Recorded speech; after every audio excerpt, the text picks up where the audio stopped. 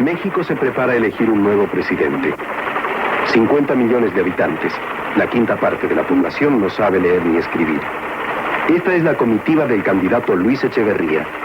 62 vehículos, 300 personas, una caravana que recorre todo el país y le cuesta a México muchos millones de dólares. Cada 6 años el presidente elige al sucesor. El partido oficial lo postula candidato y triunfa con el 85% de los votos. El Partido Revolucionario Institucional, PRI, heredero por decreto de las consignas revolucionarias de 1910, jamás ha perdido una elección y obviamente tampoco perderá estas.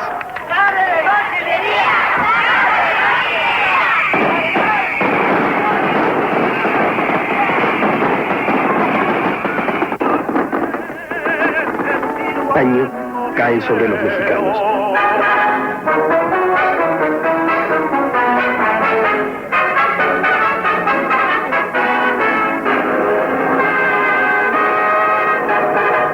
Moreno, valiente. ¡Que viva el licenciado Echeverría! Hay necesidad de creer. Creer que con este candidato la revolución mexicana irá más lejos. Que con este candidato comienza una nueva etapa de la revolución mexicana. Digamos entonces con Luis Echeverría, con la Constitución y la revolución, arriba y adelante.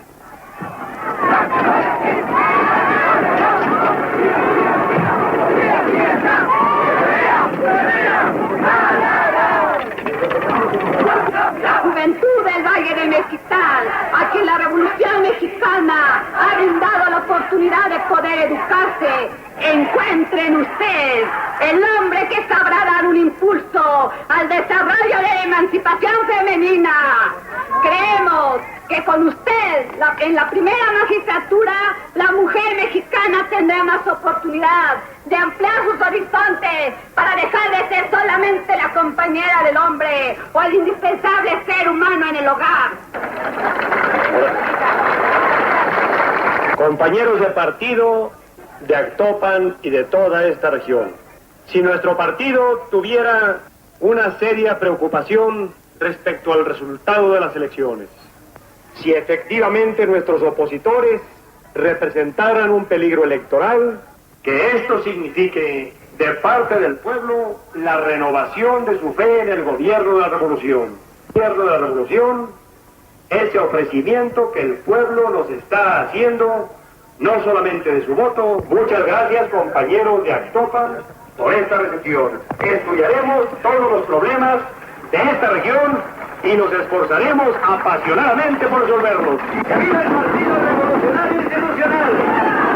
¡Que viva el candidato a la revolución! ¡Que viva la revolución mexicana! La revolución mexicana es la primera de las grandes revoluciones del siglo XX, una de las más desesperadas. Había hambre de pan, hambre de tierras, hambre de justicia y libertad. México era un gran feudo esclavista donde el 1% de la población poseía el 97% de la...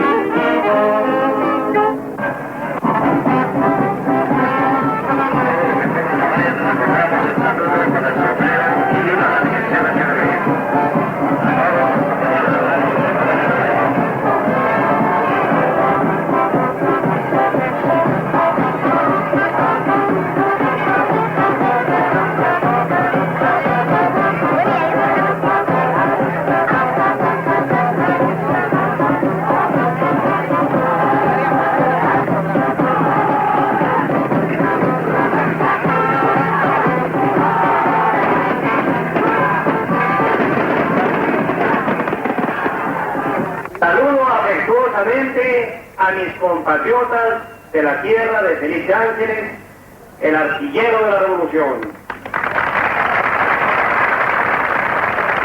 La historia de México ha sido un combate por una libertad ideológica que tenemos ya plenamente consolidada. Se trata de producir más riqueza y que ésta sea distribuida con un sentido revolucionario. He venido a Hidalgo para decirles en nombre de la Revolución Mexicana que los principios de la revolución, que sus ideas, que su equipo de hombres que se renueva continuamente son suficientemente poderosos para que con un triunfo electoral que no se nos disputa el día de las elecciones, logremos avanzar con rapidez. Yo comentaba hace unos momentos con las personas con que vengo debatiendo esos asuntos, de qué grande fue el acierto de la Revolución Mexicana. En 1876, Porfirio Díaz entra al poder para consolidar los intereses de la oligarquía. Una pequeña aristocracia terrateniente, despótica y cruel, constituía la élite del poder y mantenía esclavizada a la gran masa de los campesinos. Porfirio Díaz abre las puertas a la voracidad del capitalismo angloamericano. En esos días, México inicia su vida de país semicolonizado. En 1910, después de 35 años de dictadura feroz, Francisco Madero declara la insurrección contra Díaz. Las condiciones para una revolución ya estaban maduras. La rebelión fue incendiando todo el país y los grupos rebeldes iban incorporando a sus filas excelentes tiradores y diestros jinetes hasta formar guerrillas que terminaron por derrotar al ejército. En 7 años, esta lucha sangrienta dejó un saldo de 1 millón de muertos.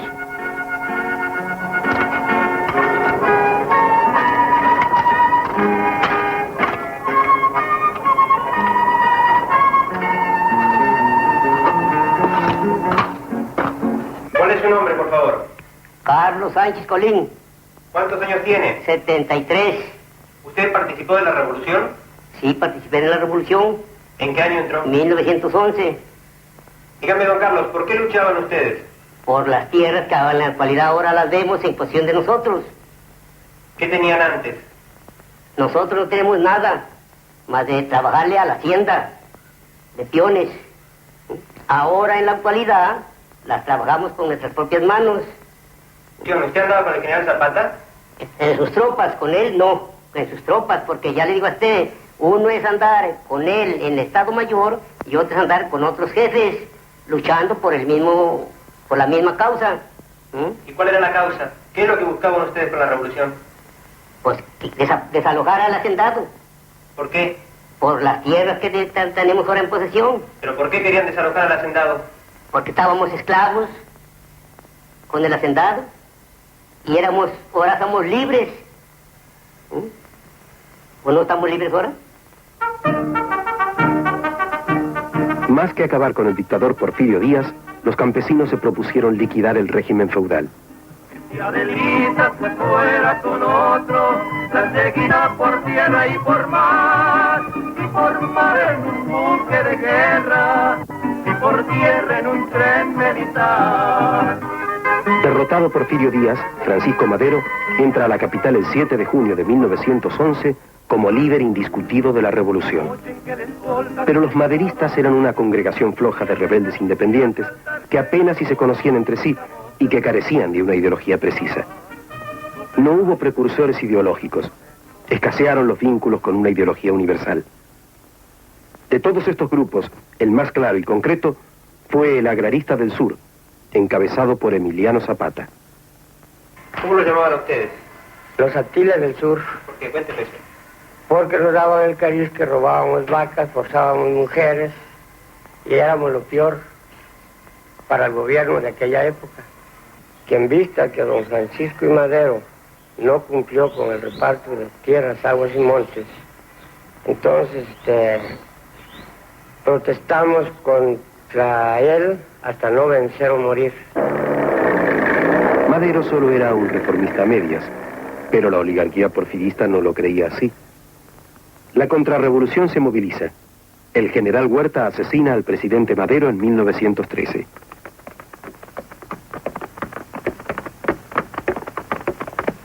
Huerta instala una dictadura neoporfirista. La lucha continúa. En el norte, el general Venustiano Carranza inicia las acciones contra el gobierno al frente del ejército constitucionalista. Por la misma causa combaten Pancho Villa, Álvaro Obregón, Emiliano Zapata. Los pueblos, cuando comenzaron a conocer el plan de Ayala, entonces comenzaron a ir por grupos con nosotros, y nos daban toda clase de facilidades en alimentos, en lo que se les pedía. Y el gobierno, pues, nos perseguía muy duro porque mataba a muchos pacíficos también, porque nos daban muchas facilidades, y los colgaban, y eso nos favoreció mucho a nosotros porque el pueblo entero había pueblos que enteros iban con nosotros. El zapatismo se convirtió en el movimiento agrario más importante y famoso de la revolución. Los campesinos encontraron en Zapata la expresión de sus deseos de tierra y libertad. En el norte, los villistas eran una fuerza arrolladora. Vaqueros, arrieros, peones de ferrocarril, los villistas carecían de intereses de clase definidos. Pancho Villa era una mezcla de prócer y bandido. Pancho Villa les decía cuando estaban en reunión: mañana por la mañana tomaremos a Torreón. Alíñense generales con toda la artillería, y también los oficiales de a caballo infantería. Ensillen el 7 leguas para partir a Torreón, no le hace que sean muy diablos, tomaremos posesión.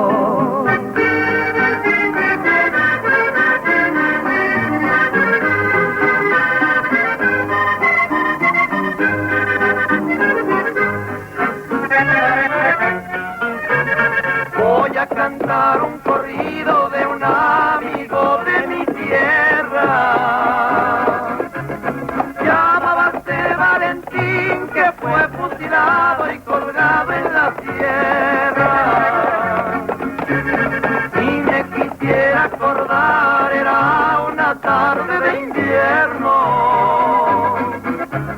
cuando por la suerte cayó Valentín en manos del gobierno. Estas son las mañanitas de un hombre valiente que fue Valentín. Con la caída de Torreón y Zacatecas, el régimen de Huerta se desploma. Venustiano Carranza entra a la capital el 20 de agosto de 1914. La revolución estaba muy dividida. Pancho Villa se rebela, Emiliano Zapata desconoce a Carranza, el país se hunde en el caos. La lucha de facciones ensangrienta a la nación.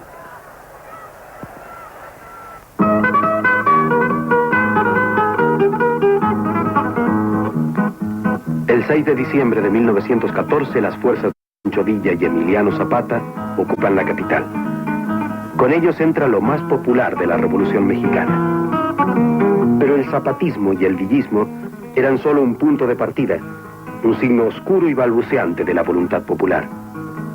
El espontaneísmo de las masas no es suficiente para consolidar el poder. Allí más que nunca la falta de una ideología precisa hizo derrumbar lo que podría haber sido una auténtica revolución. Si las grandes masas no tienen como objetivo la transformación de la sociedad, fracasan en la toma del poder. La burguesía que sí tiene ideología, espera su turno.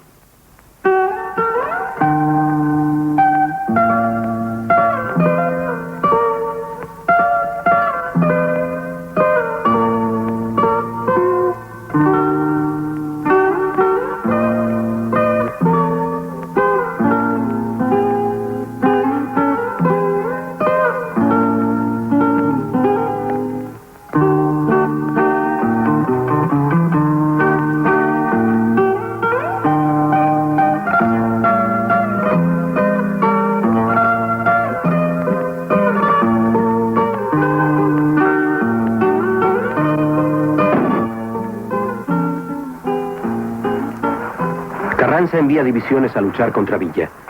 El general Obregón derrota al Centauro del Norte.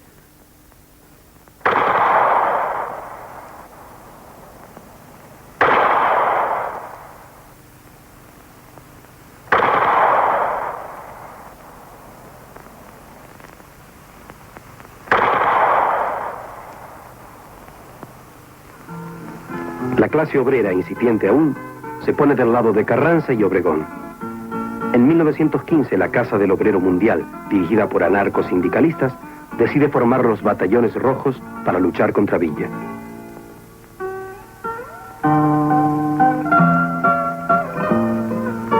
El país está devastado por la lucha fratricida. El hambre y las epidemias recorren los campos de México.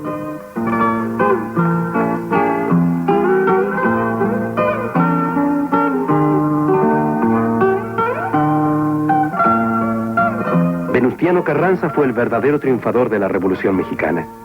Su habilidad para manejar las situaciones políticas lo llevan a la presidencia.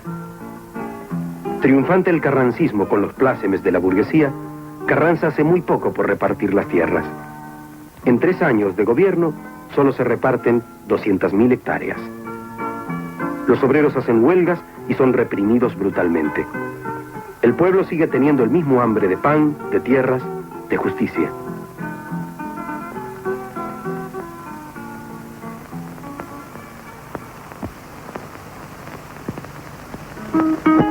Zapata continúa en el sur la lucha por las tierras. Los ejércitos no pueden contra la guerra de guerrillas. Entonces se trata de acabar con el zapatismo, asesinando a Emiliano Zapata. Don Venustiano Carranza giró las órdenes a Pablo González, que era el jefe de operaciones de aquí del estado de Morelos, a que fuera muerto el señor general Emiliano Zapata como diera lugar. Se acomodaron en la traición, que hasta cierto punto da vergüenza.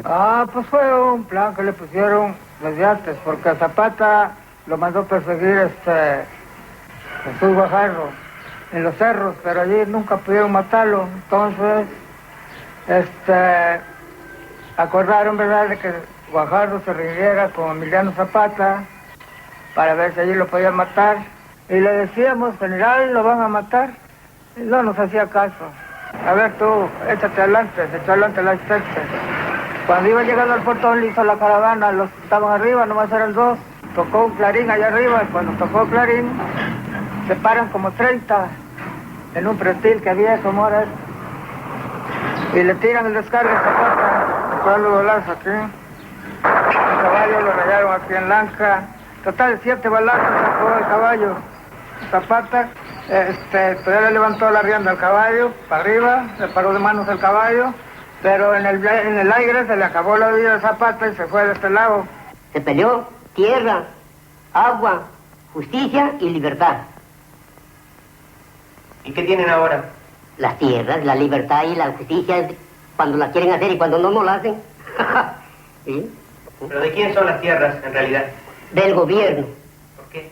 Porque es el gobierno, sobre la tierra es el gobierno el dueño de todo. Nomás las tenemos prestadas para mantenernos.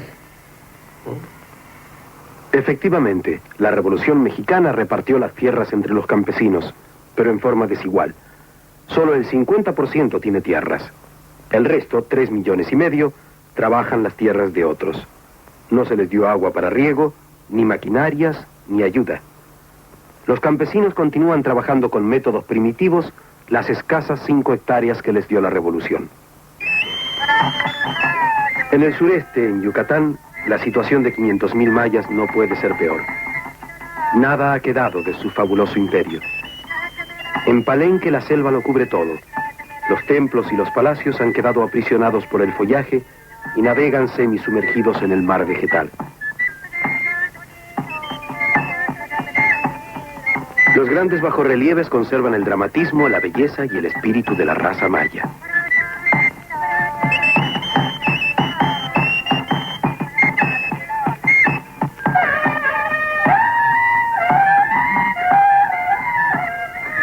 En Chichén Itzá, los mayas transportaban sus estatuas y piedras labradas con cuerdas de hilos y sal. Con aquella fibra prepararon trampas, construyeron arcos, tejieron redes y ataron a sus prisioneros. Yucatán es una enorme pampa caliza despojada de vida, donde solo puede sembrarse el enequén, la fibra sisal.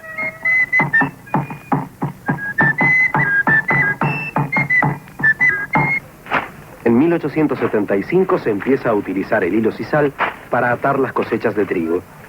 Las insaciables máquinas cosechadoras devoraban millones de metros de binder twine. El ridículo precio que las compañías norteamericanas pagaban por el hilo sisal solo se pudo mantener debido a que los campesinos mayas trabajaban en las haciendas en condiciones de esclavitud. En 1900, la banca Morgan decide formar el monopolio de la International Harvester, llamada a ser la principal compradora de sisal. La primera medida del monopolio fue bajar aún más los precios del henequén. Los productores estaban tan encadenados al imperialismo como sus propios esclavos. Aquí, como en todas las haciendas, existió la esclavitud en la época de Porfirio Díaz, en la época del porfiriato. Y aquí este señor, don Gregorio Tzul, fue uno de dichos esclavos. Sin esclavitud, Bishanikachi, más presidente, don Porfirio Díaz, más gobernador. Olegario Molina. Y entonces este señor era el esclavo. En esa época existía, dice él, la fajina. No paga nada. Había haciendas donde se hacía la fajina en la mañana y se hacía en la tarde. Los sirvientes, Trabajador. los trabajadores, porque no se vuelve a decir, hasta que no vuelve a decir, se le jalaba arriba, hasta que dice no hay, pues lo baja otra vez. Cuando triunfó la revolución, vino Alvarado entonces, y entonces estaba haciendo justicia en esta justicia, para acabar con la esclavitud. Está acabando la esclavitud. Pero para don Gregorio Tzul, la esclavitud no acabó. Tiene 73 años y debe seguir trabajando para no morirse de hambre.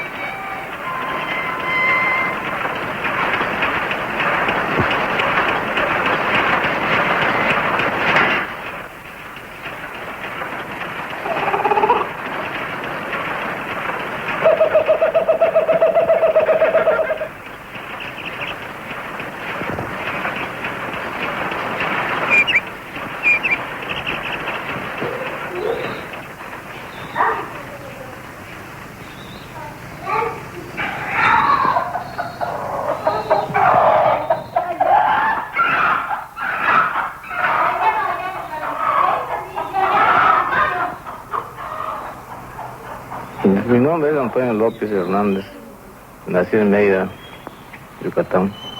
Mi vida pues ha sido muy azarosa porque quedé huérfano muy pequeño. Pues de chico empecé a vender periódicos, a limpiar zapatos, y ahí me fui haciendo hombrecito, a luchar por la vida.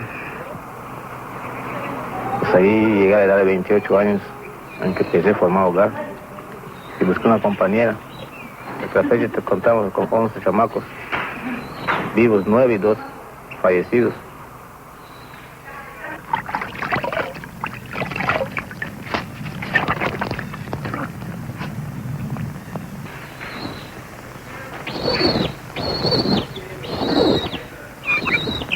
¿Esto sí es de ayer? Sí.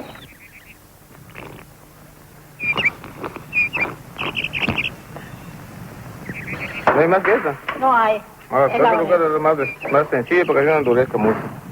Es que voy a decir, pues, compra azúcar o café, alguna cosa. Porque Si no hay, ¿cómo lo voy a comprar? ¿Por qué lo voy a comprar? Con piedra ya que no se gana para comprarlo, ¿y cómo?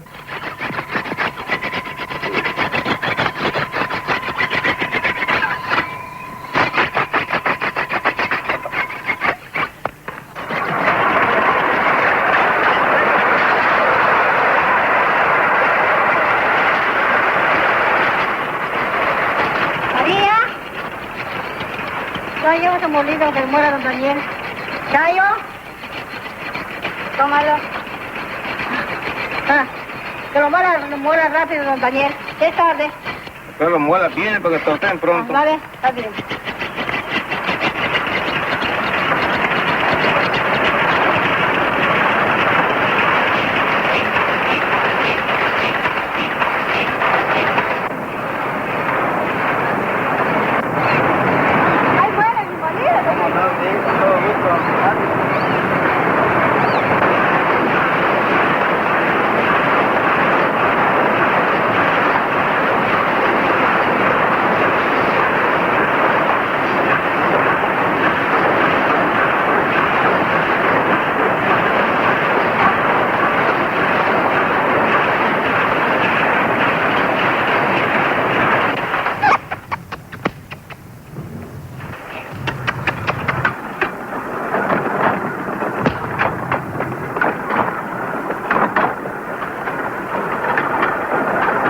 trabajo aquí desde hace 24 años.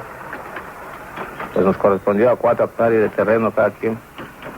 Pues claro que mientras más somos, la tierra no crece, que mientras más somos, pues menos ganamos. Vivimos completamente sumidos de la miseria porque pues, no se alcanza para vivir. Prácticamente se vive porque pues, ya parece que por un milagro. Pues se alcanza para comer, no alcanza para vestir. Vestir y comer no se puede. No hay, no da. Tiene el gobierno federal dado al campesino la mentira de que son dueños. Todo campesino es dueño de sus tierras, pero del producto no. Y de esa forma pues no se puede vivir más que ver un cambio radical completamente. Que se borrase por completo todo lo que está hecho y se principie con otra nueva estructura. Quito a Juan y pongo a Pedro, pues yo los quito, yo los pongo, yo los manejo. Tendría que haber una nueva estructura, un nuevo sistema. Ese sistema que hay actualmente ya es viejo, ya no ha dado resultado más que a los políticos de alta escala. Al finalizar la Primera Guerra Mundial, el Enequén fue robado de Yucatán y aclimatado en Kenia y Tanganica. Los monopolistas preferían cultivarlo en una tierra donde los hombres eran más pobres y estaban aún más esclavizados que en Yucatán. Cuando la reforma agraria llegó a Yucatán, los terratenientes se apresuraron a fraccionar aparentemente sus grandes propiedades y las registraron a nombre de sus familiares o de prestanombres, como ocurrió en el resto del país.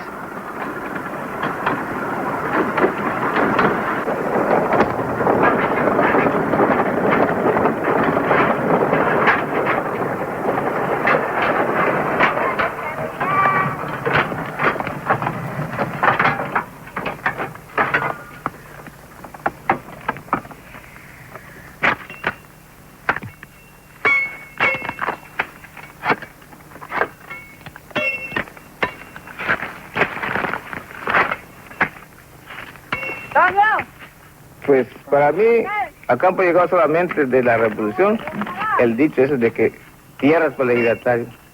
Pero el producto de las tierras no lo ve el ejidatario. De que labora la tierra no le ha llegado el beneficio de la revolución. No lo hemos visto. Nos quemamos la espalda de 5 de la mañana a 2 de 1 a 2 de la tarde. Y de ahí no pasamos el frijol y tortilla. Pues no fue, sino que está traicionado. Está congelada completamente. En la tarde comemos solamente tortilla con café.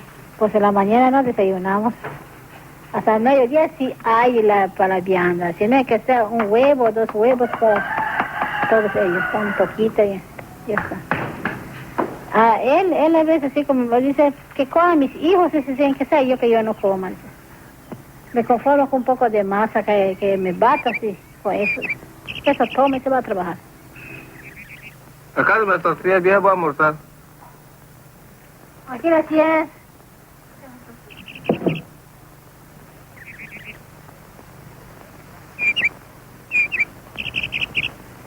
Come, hijo, come. Come. ¿No quieres comer?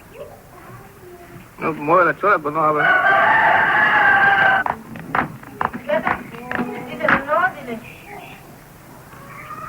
El que debe sufrir el hambre soy yo, y hay días que me veo obligado a sufrirlo, pues, pero vivo muy tranquilo. Porque si me aborazo a comer solo yo hasta llenarme, no falta un chiquito que se me muera de inanición y eso es una embromada. Y para eso mejor no.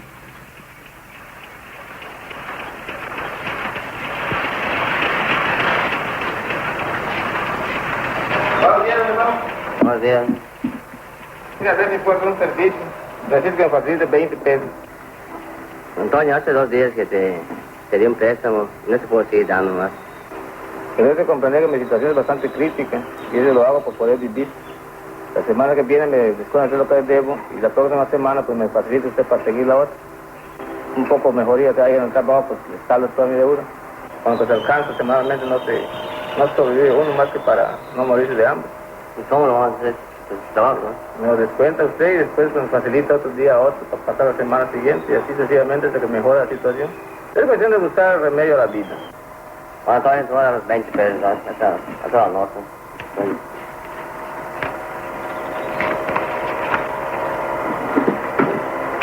Está bien, Iván, muchas gracias. Tener presente que la semana próxima se los devuelvan.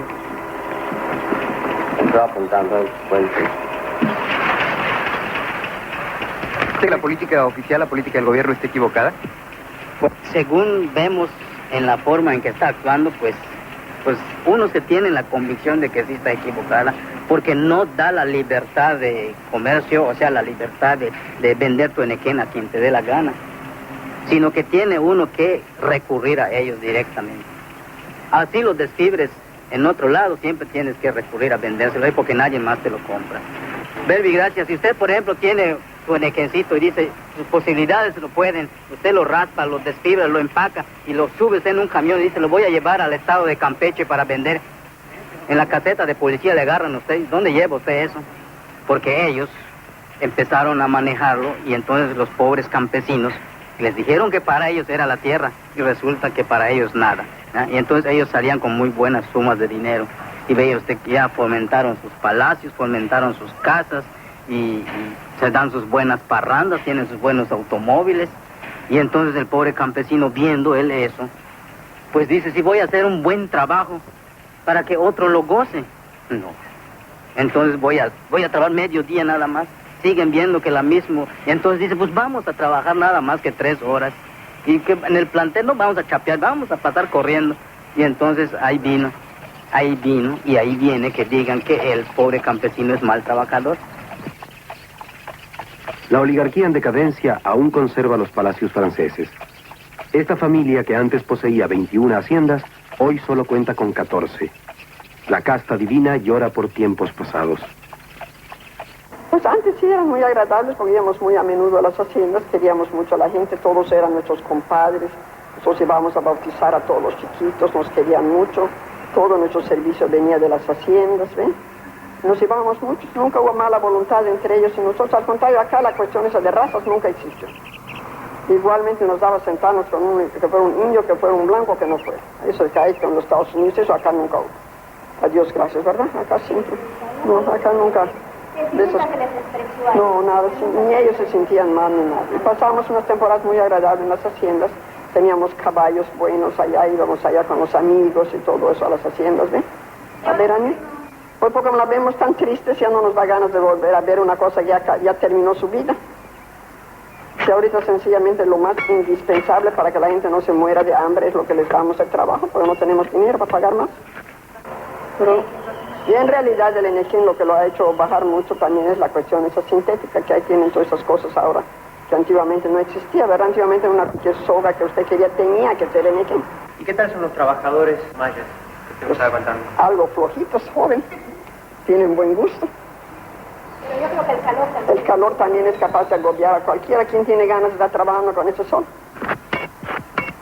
Por ejemplo, ellos se trabajan en la mañana, temprano en la mañana, y a las 11:30 del 12 del día ya está.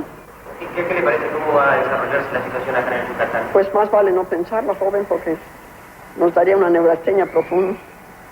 ¿Por qué tan mal está? Tan mal, no, terrible, sí está terrible. El que no tiene con qué vivir fuera de sus haciendas, ahorita se muere de hambre.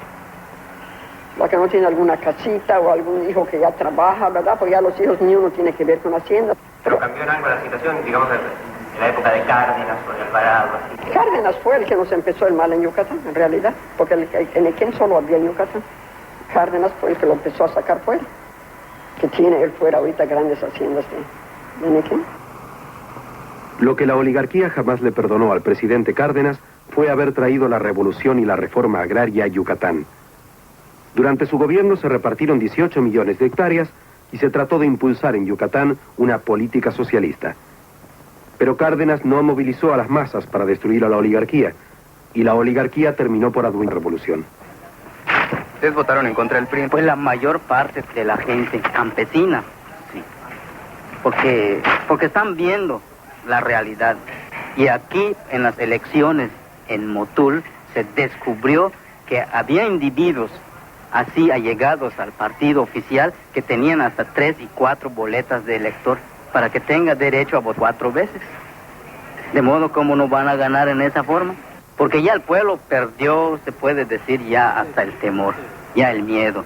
En realidad, Yucatán es uno de los casos más interesantes de la vida política nacional. Como nunca en un estado, el pueblo se decidió a votar por la oposición, por Acción Nacional. Y esto obligó al Partido Revolucionario Institucional a realizar actos increíbles que nosotros creíamos superados históricamente, Por ejemplo, adulterar el padrón, hubo robo de ánforas, se utilizó al ejército para mantener al pueblo sumiso a la determinación de imposición del señor gobernador. Pues, ¿qué puede hacer? No tiene otro camino más que seguir aguantando esta situación hasta ver hasta dónde va a llegar, porque hay un refrán que dice, no hay mal que dure 100 años y ni cuerpo que lo aguante. Casi todas las fortunas mexicanas son recientes. La burguesía de las grandes ciudades no fue perjudicada por la revolución. Por el contrario, se benefició con ella. En 1925, el país estaba devastado por la guerra civil. Había muertos por todas partes. Las vías de comunicación estaban destrozadas. México necesitaba ferrocarriles, viviendas, caminos, industrias. El Estado contrata con particulares las obras públicas. Los generales y coroneles de la revolución se convierten en traficantes de influencias, intermediarios entre Estado y burguesía. Nace así, de las propias filas revolucionarias, una nueva burguesía nacional. Esta es la nueva burguesía mexicana, claudicante y feliz, con los ojos puestos en los Estados Unidos. Aquí están sus artículos suntuarios, los automóviles, los apartamentos de lujo. Inversionistas y empresarios extranjeros, prestanombres, comerciantes de toda la haya, especuladores, compradores de terreno, funcionarios corruptos. Esta burguesía naciente es la más importante base de sustentación del gobierno actual. Es que ella arrastra y pone al servicio del régimen a otras clases sociales, obreros, campesinos, clase media, pero que no participan de las decisiones del gobierno, ni mucho menos del control de las riquezas. El desarrollismo no ha significado mejores niveles de vida para la población, solo para una pequeña minoría privilegiada que dilapida los recursos del país en artículos de lujo. Esta creciente acumulación del capital ha provocado una extensión dramática de la pobreza. La suerte de 40 millones de mexicanos ha empeorado o simplemente es pésima. Si la Revolución Mexicana en los primeros 60 años no ha podido rescatar de la miseria más atroz al grueso de la población, ¿cómo esperar que en los próximos 60 años la situación mejore? El desarrollo así concebido es inhumano. La burguesía revolucionaria no resolvió, no resuelve, ni puede resolver ninguno de los problemas fundamentales. Para llamarse revolucionario hay que acabar con la explotación del hombre por el hombre. Hay que nacionalizar las industrias y la banca. Hay que acabar con el privilegio. Hay que distribuir la riqueza. Hay que hacer una revolución socialista. En la zona de San Cristóbal de las Casas, Chiapas, un grupito de ladinos explota a las comunidades indígenas, cumple la finalidad de la sociedad colonial: convertirlos en peones o asalariados. Los indígenas están marginados del desarrollo, de la cultura, de la política. Poseen tierras de acentuada pobreza agrícola, animales raquíticos, insalubridad, alta mortalidad infantil, analfabetismo. El ladino les fomenta la prostitución y el alcoholismo.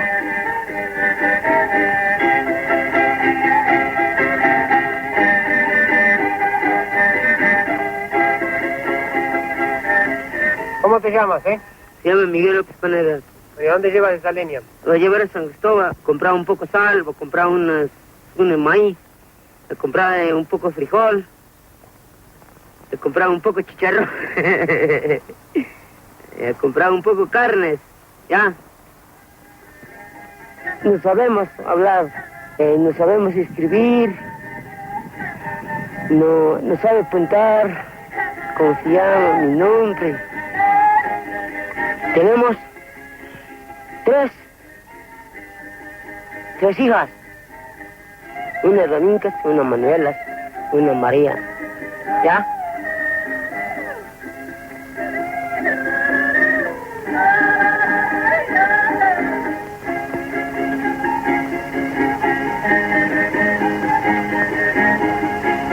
Y trabaja quebrar la tierra allí y limpiando las milpas. Sí, en 3 meses va a limpiar.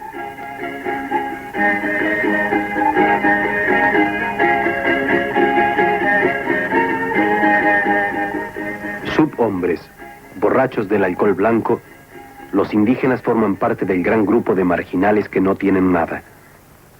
11 millones de mexicanos no comen pan de trigo. 9 millones no comen carne, pescado, leche, huevos.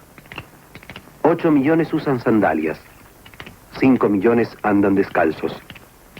23 millones viven en casa de adobe o madera y no tienen cuartos de baño ni agua corriente.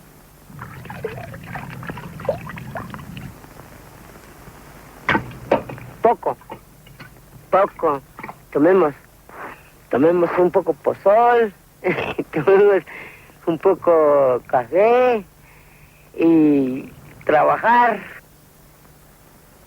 Es mi mamá, está enfermo, está duele la cabeza y el cuerpo, no puede caminar, no puede descargar leñas, no puede y quebrar las tierras, no puede.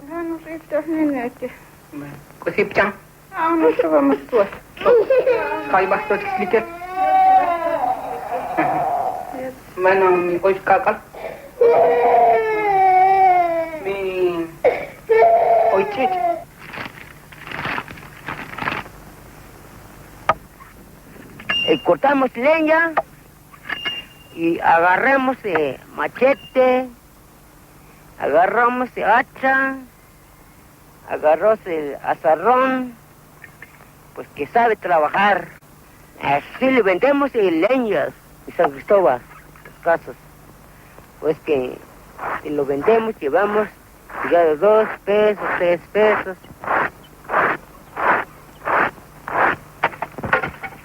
Cortamos con la hacha, cortamos con la macheta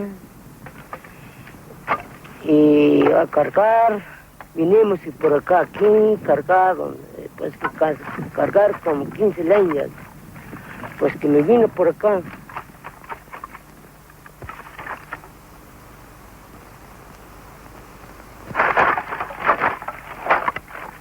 Está muy pesado.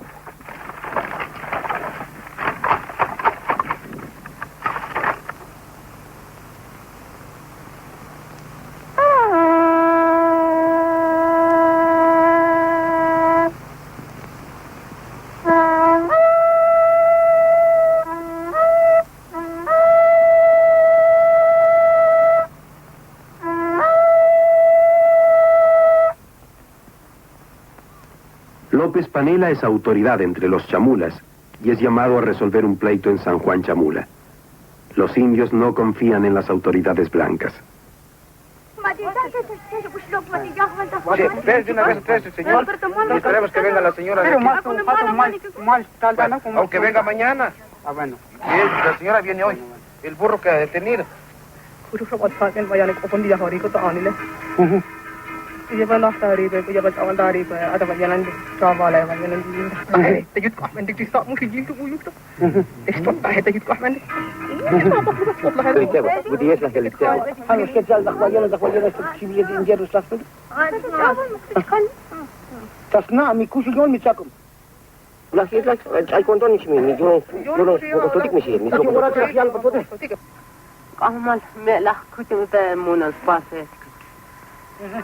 Ya pe, bukat tal ese. Butal di kala bet ni sa besi ok avanem tas ka ese. Ya que pasaran de que pasaran de molestar no que las calu, chalba. No sé, pues eran salidas no pues eran salidas. Ada kwajera ni chal. De con cosno sto. Callo. Ahora sí chitón.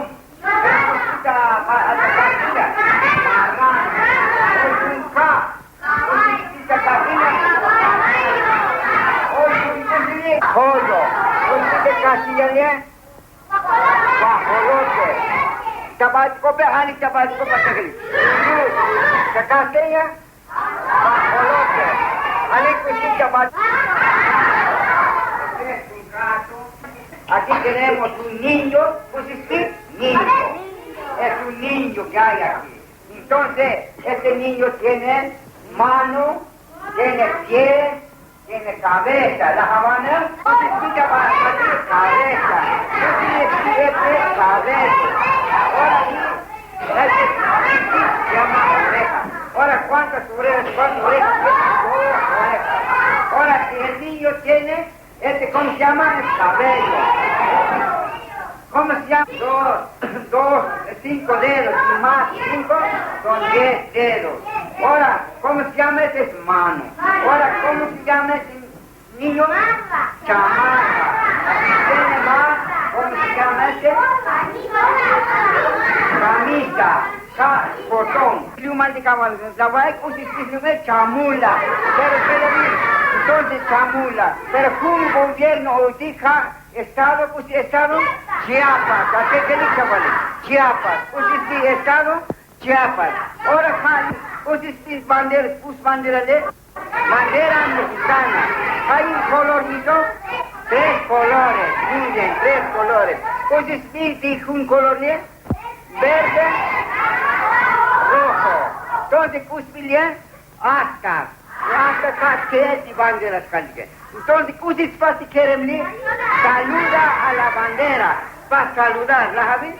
Saluda a la bandera. Ustedes para saludar, Javi, quieren. ¿La Javi? Pues ya os conta yo entonces, ya. Muy bien. Entonces, bandera mexicana. Ustedes si bandera mexicana.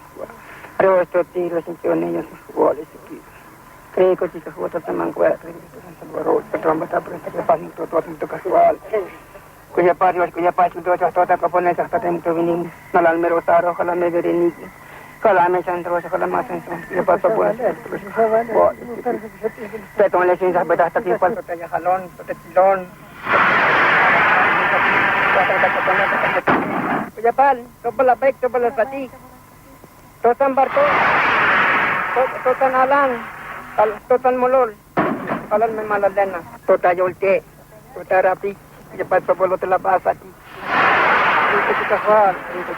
Tota Mangue, Totan Salvador, Rico chicas cuatro, Totan Beca Presta, que Totan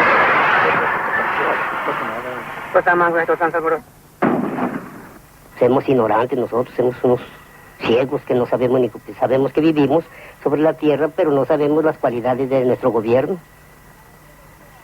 Nosotros trabajamos la tierra porque así nos tocó por suerte toda vivir y nos dieron el peso de su tierra para trabajarla, para mantenernos. Pero ya ahí en fuera, ya cuestión del gobierno, solo ellos saben cómo llevan sus negocios. Nosotros no sabemos ni cómo ni cuándo. El control que ejerce el PRI sobre el país es total.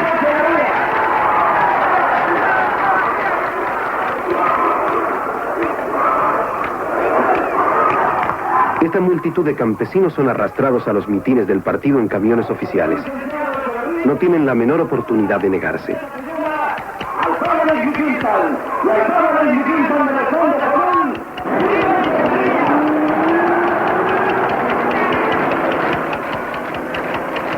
Controlada la prensa y la información, cualquier agitación en el campo es reprimida brutalmente en el silencio más absoluto.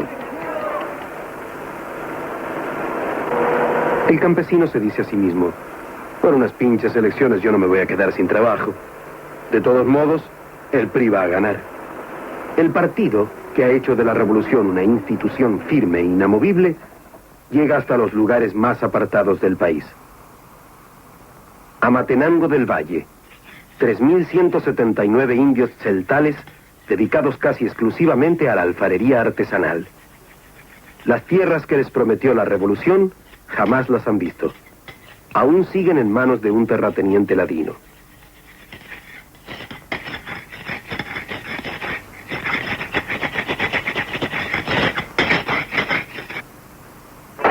Una vez cada 6 años, próximas las elecciones, llega el partido y monta la farsa para recibir al candidato.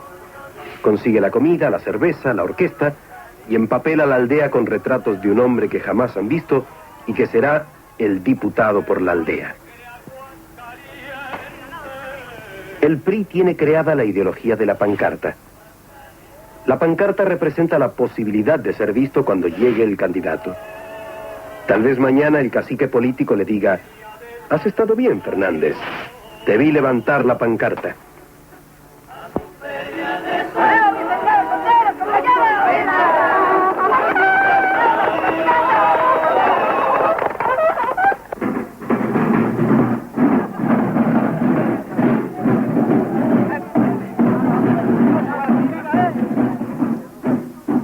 Al que no va lo combaten, lo segregan.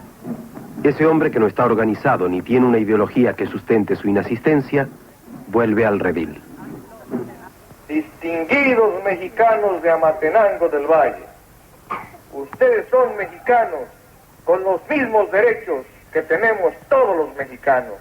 La Revolución Mexicana, la que se pronunciara con Obregón, con Carranza, con Zapata, con Villa, es hecha precisamente para los económicamente más débiles, como ustedes. Pretende que cada día haya menos pobres y que los ricos sean cada día menos ricos. Nos da tristeza cuando vemos niños sin zapatos. Nos amarga cuando sabemos que no tienen el pan cotidiano, que no tienen la escuela necesaria, que no tienen la salubridad. Mi función no será la de resolver esos problemas, pero sí de vigilar que otras autoridades las resuelvan.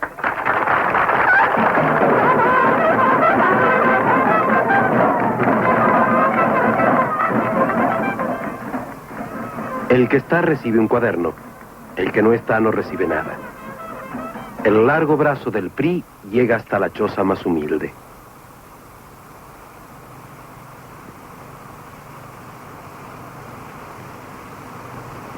Las condiciones de la población rural de nuestro país son defectuosas desde el punto de vista nutricional. En primer lugar, porque la alimentación es pobre. Es pobre no tanto en calorías, pero pobre en proteínas. La desnutrición que existe es una desnutrición proteica. La cantidad de proteínas que consume el pueblo es inferior a la que pudiera estimarse como cifras recomendables, pero lo que es más grave es que estas proteínas son de mala calidad porque no tienen proteínas de origen animal. La composición de la alimentación mexicana es fundamentalmente de maíz, frijol, algunas frutas y algunas legumbres, pero fundamentalmente maíz. El pueblo consume 400 gramos de maíz por persona y por día, y este alimento es el más pobre de los que puedan consumirse en el mundo. Casi tan pobre como lo que pueda tenerse en las hierbas que crecen en el campo. La clase obrera que formara los batallones rojos para pelear en la revolución es otra de las bases de sostén del gobierno. La asistencia a la manifestación del 1 de mayo es obligatoria. Los que no concurren son anotados en planillas y reciben sanciones.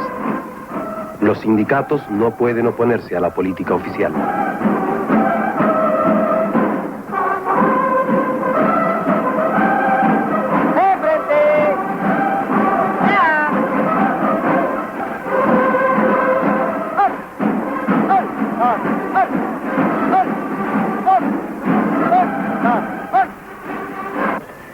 sindicalismo mexicano es un sindicalismo libre, democrático, autodeterminante en su vida interna, con magníficas relaciones con el régimen de la revolución.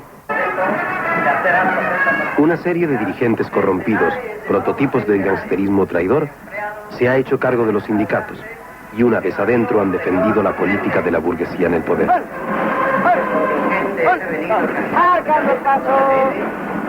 ¡Ya! Los de la Cruz, los de la Cruz, los de la Cruz.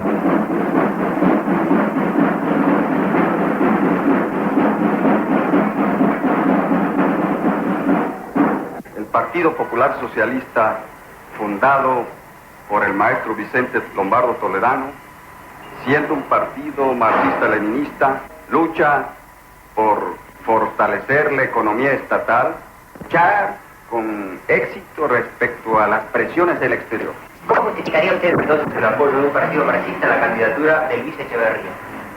Bueno, eso es fácil de explicar en el caso concreto de países como el nuestro, es decir, países que están en desarrollo, en los que el imperialismo norteamericano influye en su vida económica, social y política. Es decir, este problema de orden táctico se ha discutido mucho en los partidos de la clase trabajadora. Nosotros creemos que es posible, es conveniente, es necesario para que haya un avance democrático, para que haya un avance con independencia del extranjero, la unidad de las fuerzas patrióticas, nacionalistas, progresistas de un país, revolucionarias como en el caso de México. Por eso nuestro partido ha pregonado y ha aplicado una experiencia histórica del pueblo mexicano, la del Frente Nacional Patriótico y Democrático. Por eso nosotros hemos visto en la candidatura del licenciado Echeverría coincidencias fundamentales con el programa, con la plataforma electoral de nuestro partido, y él también aceptó públicamente la postulación de nuestro partido y expresó que tenía coincidencias fundamentales. El resto de la izquierda mexicana en la ilegalidad es muy pequeña y está dividida. Maoístas, comunistas, trotskistas, espartaquistas, pro Moscú o pro China, la vanguardia deberá surgir de la propia lucha. El movimiento estudiantil del 68 revela las lacras del sistema y abre una etapa de luchas populares. Por primera vez en 40 años, la unidad de obreros y estudiantes atemoriza al gobierno de la revolución congelada que reprime brutalmente.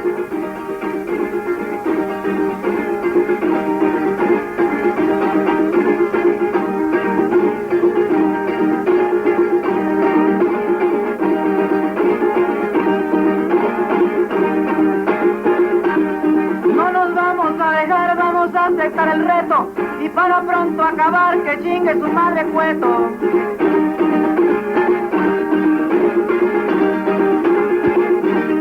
Se soltó la represión tantas veces conocida que hasta la prensa vendida se tuvo que retractar porque el estudiante dice no nos vamos a dejar.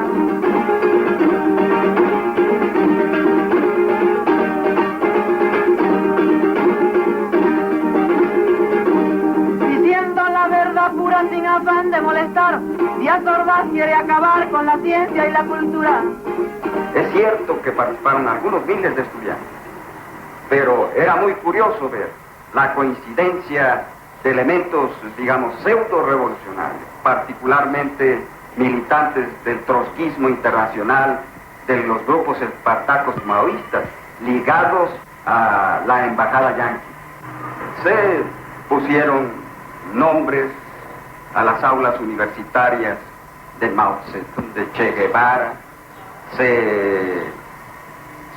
Las manifestaciones iban presididas por el retrato de Che Guevara, de Ho Chi Minh, tal como lo hicieron en París.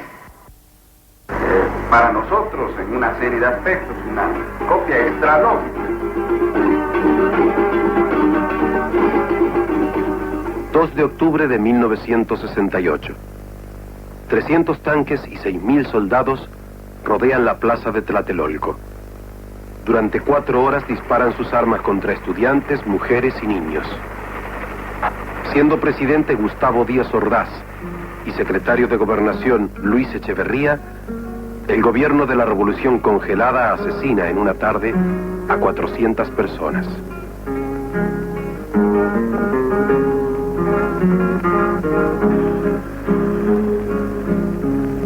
Para que nunca se olviden las gloriosas Olimpiadas, mandó a matar el gobierno 400 camaradas. Hay plaza de Tlatelolco, como me duelen tus balas, 400 esperanzas a traición arrebatada.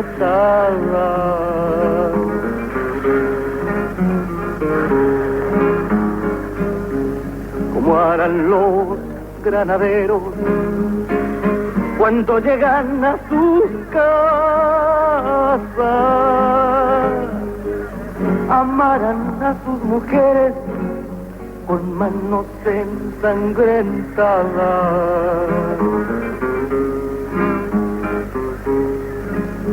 Porque estas manchas no salen ni con jabón ni con agua. Te pregunto, granadero, ¿con qué has pensado lavarla?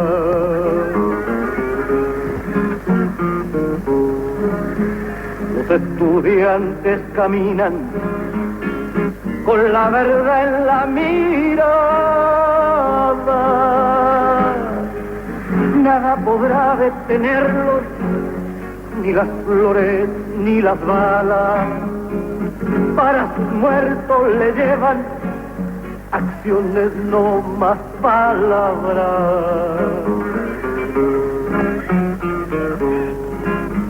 Para que nunca se olviden de esa tierra mexicana,